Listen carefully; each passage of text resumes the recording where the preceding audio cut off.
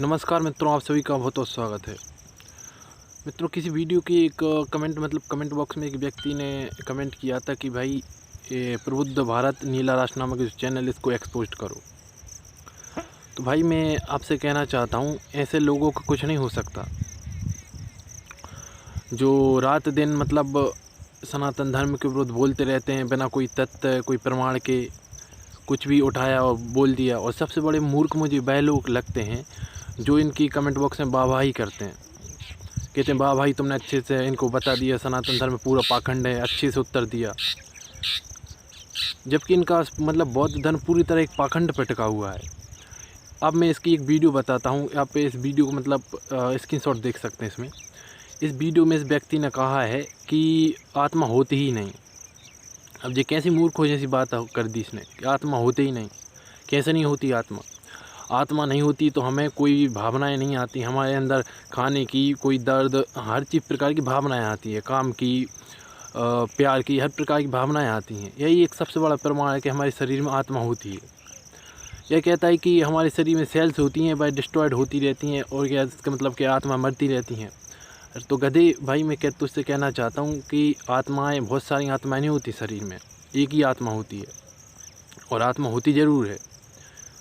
और अगर मैं पूरे सबूत के साथ बता रहा हूँ ये, अगर तो ये जानना है कि आत्मा होती है नहीं, तो मैं वीडियो के डिस्क्रिप्शन में एक लिंक दूंगा। आप उस जो दर्शक हैं वह उस लिंक पे ज़रूर जाएं और वीडियो देखें।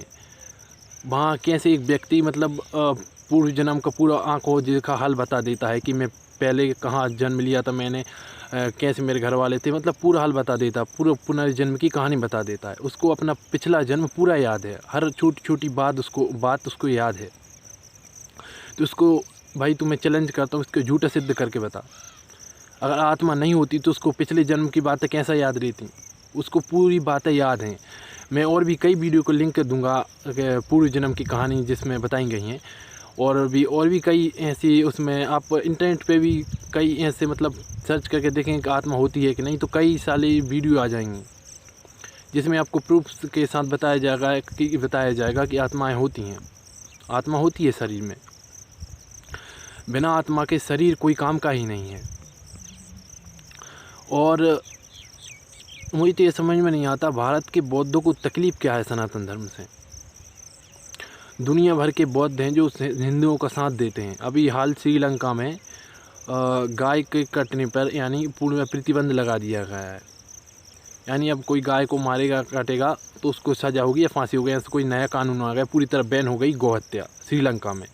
बौद्ध भी, हिंदुओं के बौद्ध जो म्यांमार के बौद्ध हैं वह भी हिंदुओं के साथ हैं। समझ नहीं आता भारत के बौद्धों को तकलीफ़ क्या है। अब ले लें महात्मा बुद्ध को, तो महात्मा बुद्ध ने तो भाई घृणा को पूरी तरह त्यागने के लिए कहा है कि घृणा, किसी के प्रति घृणा मत रखो। पर इन बौद्धों का क्या करें, भारत के बौद्धों का?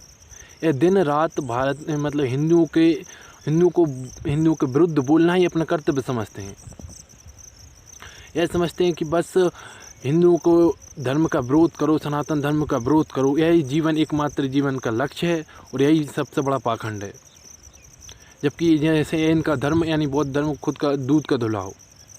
मैं एक और दो वीडियो के लिंक दूंगा डिस्क्रिप्शन में, इसी चैनल की हैं, जिसमें बताया है कि बौद्ध धर्म के पाखंड को बताया गया है, किस प्रकार सांप से बरमाला बना के सांप को शादी कर ली, बुद्ध के दांत को पूछते हैं। और भाई अपनी किताबें तो पढ़ो बौद्ध धर्म की जितनी भी हैं, उनमें आप देखें पाएंगे कितनी जातक कथाएँ, गौतम बुद्ध जन्म लेते हैं, पुनर्जन्म, आत्मा, सब के बारे में बताते हैं। इसलिए भाई मेरी बात मान, आत्मा होती है, और आत्मा होती है इसलिए परमात्मा भी होता है।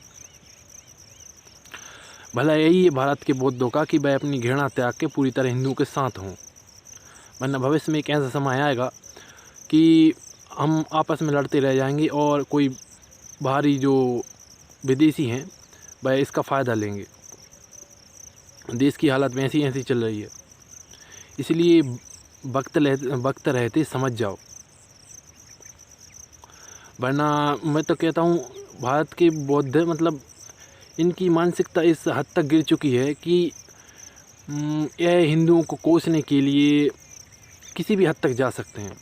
अब ये समझ लीजिए, आप इसी व्यक्ति ने यानी नीला राष्ट्र का जो चैनल है, इस व्यक्ति ने कई वीडियो बनाई कि भारत में जो पहले बौद्ध धर्म ही था। बौद्ध धर्म की जो बुद्ध की मूर्तियाँ थीं, यानी जो ब्रह्मा के 4 सर बताए गए हैं, किसी मूर्ति में बताए हैं, तो किसी विष्णु की लेटी हुई मूर्ति है। तो इनका कहना है कि वह सब बुद्ध की मूर्ति थी, बाद में लोगों ने उनको विष्णु की मूर्ति बना दिया। अरे मूर्खों, क्या प्रमाण है इसका तुम्हारे पास? महात्मा बुद्ध एक क्षत्रिय के यहाँ जन्म लिया था उन्होंने। उनके पिता शुद्धोधन थे, वह एक क्षत्रिय परिवार से थे। और जब ये तुम लोग है कहते हो कि महात्मा बुद्ध की मूर्तियों को विष्णु बना दिया गया है, शिव बना दिया गया है, ब्रह्मा बना दिया गया है, तो यह क्यों नहीं मानते कि पहले सनातन धर्म था तो ब्रह्मा की मूर्तियों को ही बुद्ध बना दिया है? यानी पहले सनातन धर्म था, सनातन धर्म में ऐसी कई मूर्तियाँ मिली, पहले मूर्ति पूजा चली, तो क्या कि ब्रह्मा के 4 सर हैं, तो आगे बाद में जब बौद्ध धर्म जन्मा तो बौद्ध धर्म के लोगों ने ही इसकी कॉपी कर दी, यानी ब्रह्मा के 4 सर हैं तो बुद्ध को भी 4 सर बना दिए। इसलिए ऐसा भी हो सकता है ना, और यही सत्य भी है। फिर तुम लोग ऐसे क्यों कहते हो कि नहीं सब कुछ पहले बौद्ध ही था, बौद्ध मतलब बौद्ध विहार थे, बौद्ध तोड़ दिए गए, मंदिर बना दिए गए, राम भी नहीं थे, सब कुछ पाखंड है। मतलब तुम्हारा बस चले तो दुनिया में एक अलग ही सृष्टि को जन्म दे दो, पूरी दुनिया नष्ट करके एक अपनी अलग ही सृष्टि बना लो। बताइए ऐसे लोगों का क्या किया जा सकता है? इसलिए मेरी सनातन धर्म भाइयों से रिक्वेस्ट है, ऐसे लोगों को समझाना व्यर्थ है। अपना समय ख़राब करेंगे आप ऐसे लोगों को समझा के। हाँ बेशक है, जब मिलें आपको तो इनसे लट्ठों से इनकी सेवा अवश्य करिए, यह तभी मानेंगे। मतलब मैंने इसकी कई वीडियो देखी, मतलब बिना कोई तर्क आधार पे बस बना देता है। और मुझे सबसे बड़े कैसे चूतिया है, मतलब बौद्ध, मतलब कोई तर्क आधार पे इसकी वीडियो को, मतलब हाँ बस तू सही है, तूने कोई बहुत बड़ी खोज कर ली, तू महान है, तू मतलब बहुत सही तरह के हिंदू को एक्सपोज किया, कहीं गीता पे प्रश्न उठाएगा, महाभारत पे प्रश्न उठाएगा। खैर ऐसे लोगों को हमारे जो आर्य बंधु हैं जैसे राहुल आर्य और भी कई, वह इनको अच्छा उत्तर दे रहे हैं। तो आखिरी में विनती यही है मेरी बौद्धों से कि कुछ म्यांमार के और श्रीलंका के बौद्ध से कुछ सीखो, कुछ अकल आएगी भेजे में। अपनी कुंठा घृणा हिंदुओं के प्रति क्यों निकाल रहे हो वहाँ, जबकि हम अब तुम्हारे अपने हैं, और जो पराए हैं उनको तुम अपना समझ रहे हो। ये बहुत बड़ी भूल कर रहे हो, भविष्य में बहुत महंगी पड़ेगी, याद रखना। तो मित्रों, आप सभी का बहुत बहुत धन्यवाद। जय श्री राम।